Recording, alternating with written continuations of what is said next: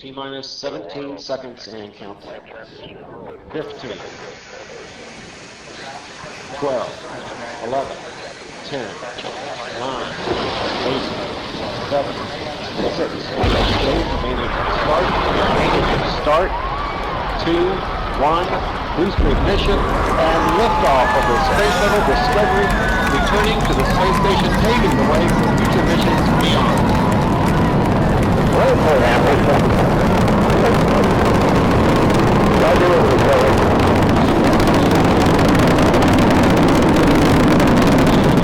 Of rated performance, reducing the stress on the shuttles and breaks through the sound barrier.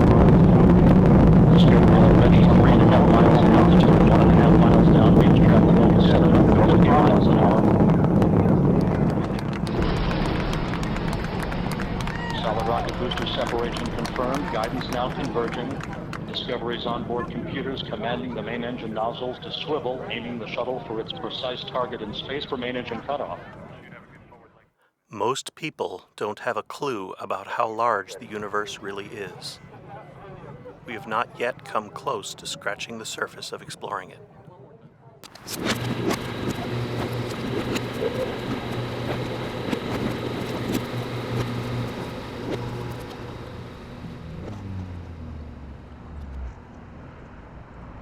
My audience is an interesting audience. It's high school juniors and seniors. And sometimes it's amazing they can even get from their house to the school. So am I successful at being able to convey to them the size of the universe? And is that something that even I am capable of grasping as a moderately intelligent adult?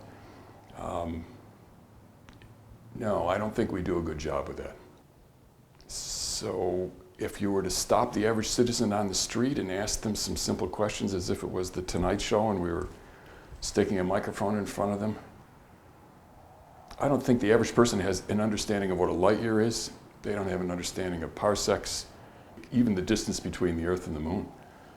We do a little simple demo with a basketball and a tennis ball, and we have kids estimate how far away the tennis ball would have to be from the basketball to show the scale. And kids are always 3 or 4 or 5 feet away. And the actual distance is, I think, 27 feet. And that idea that we launched people into space and sent them that vast distance and managed to get them there when the moon was actually arriving at the same spot is mind-boggling. But then take that and extend that out to stars and galaxies. Why haven't we gone farther? For starters, space travel is expensive and very difficult. And we have liftoff of Antares, the new Orbit 3 mission, delivering Cygnus on its third CRS mission to the ISS. Got main engines at 108%. Avionics power nominal.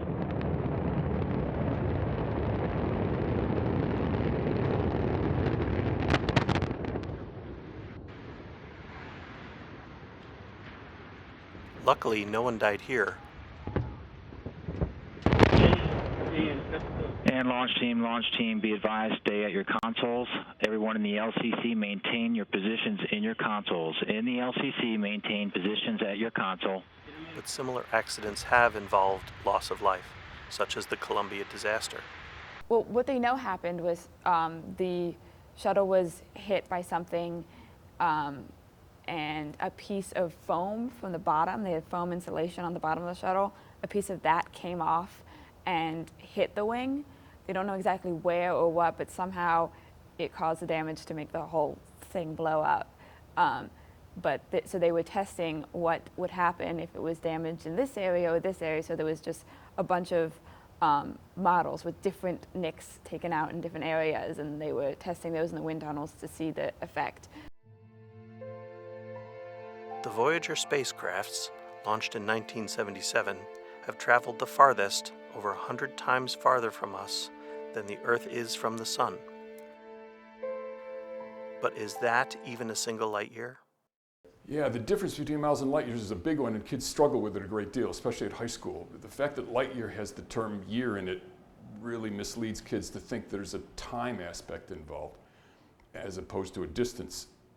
So we totally understand miles, hopefully by the time you're in the classroom, but light year's a little different. So we talk with the students about turning on a light, turning on a laser, a flashlight, and having that beam of light come out of the end of that device at 186,000 miles a second. And in the next second, it's going to go another 186,000. In the next second, it's going to go another 186,000. And if we let it go at that speed for 24 hours or for 7 days straight or for 365 days, imagine the number of miles that light beam will have traveled. And it's a little over 6 trillion miles that beam of light can go in 1 year. So the light year, that idea of that humongous distance, allows us to start thinking about the vastness of space instead of throwing around ridiculous numbers of miles. We throw around a ridiculous number of light years, which is just as absurd. So, 6 trillion miles. That's hard to comprehend.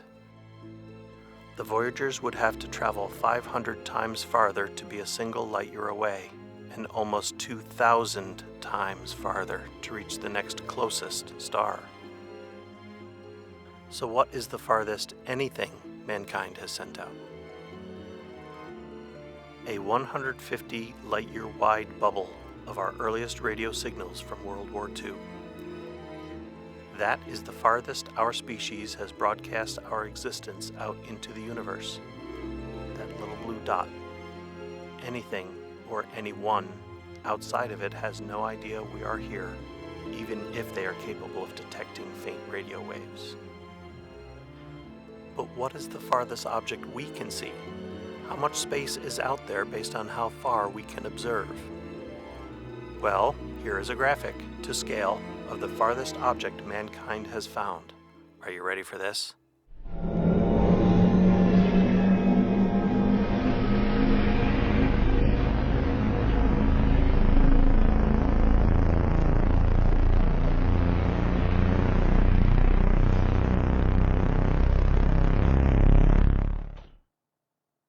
$13.2 billion light years away. But how do we know that? Oh, we talk a lot in class about parallax, and it's a fascinating attempt to try and get into the head of a high school student what parallax is all about. We take the students out in the hallway and we have them walk down the hallway and have them try to understand how it is they manage to traverse a hallway without running into people. And how is it you know someone's close, and how is it you know someone's far away? Or if I throw a softball to a student in the class, how is it that they manage to catch it instead of having it bounce off their head? So we close one eye and we close the other eye, and we see how objects in the distance appear to hop back and forth, and we extrapolate from that and start working on the idea of stars in the distance that seem to hop back and forth. And then, scarily enough, we expose the kids to some simple trig and try and actually help them understand that you can use mathematics that they didn't think they'd ever use to actually determine the distance to an object. Then from that, if we haven't lost them at that point, if they're not, blood's not coming out of their ears or their eyeballs, we move on and talk about some of the historical things. Henrietta Leavitt's work at Cepheid variables and the ability to see off into the distance and be able to recognize the amazing distances of some of these objects. What does that tell you about the size of our universe? There is certainly a lot of room for alien life to exist. But we have never encountered any, so how do we know they are out there? Well, hear me out. Quasars are the brightest phenomena we know of, formed when a black hole tears a star apart and the remains spiral downward into the black hole. This one is so bright it outshines its entire galaxy. Because it is roughly the same brightness, but so much smaller, astronomers can cover it up and only then see the dimmer, otherwise drowned out objects around it. Similarly, by covering the light from distant stars, we can see comparatively tiny planets around them, and this is one of the ways we search for other planets. Worlds like Earth, which could contain life. Other ways are by measuring the dip in brightness of a star as a planet crosses, or the wobble of a star as the planet exerts a small gravitational pull on it. We talk in class about the Andromeda galaxy heading our way. showing a blue shift, and maybe there'll be this intermingling of the two galaxies. And the first question every single time is, what's going to happen? What's that collision going to be like? And the idea that most of the galaxy is empty space with this huge amount of emptiness, and there'll be few collisions, it's not going to be the spectacular slam bam, thank you ma'am, that these kids are thinking. And again, that just shows, I think, that we haven't totally gotten across the idea of the vastness of the empty space out there. Scientists estimate there are about a sextillion stars in the universe. Oh, I'm sorry, did that not fit on the screen? Okay, that's better. That's a 1 followed by 21 zeros. And there are roughly the same number of planets out there. Not all of those exoplanets could contain life, but any in the habitable zone can. Even if 1% of 1% of these solar systems contain a planet in the zone, there could be billions upon billions of species out there. The Hubble Deep Space image, where you can see it's a small chunk of space from what we can see, and it was taken where we can see absolutely nothing from Earth, and long exposure to reveal that there's millions of galaxies in this one little chunk. And if you think about that, that's millions of galaxies, and inside each one of those galaxies is solar systems of stars and planets just like us. And I can't imagine there's nothing out there. I think it's hard to believe that there's anywhere else with life form as we know it, but we don't know if there's different life forms that need different things to live. Life in space.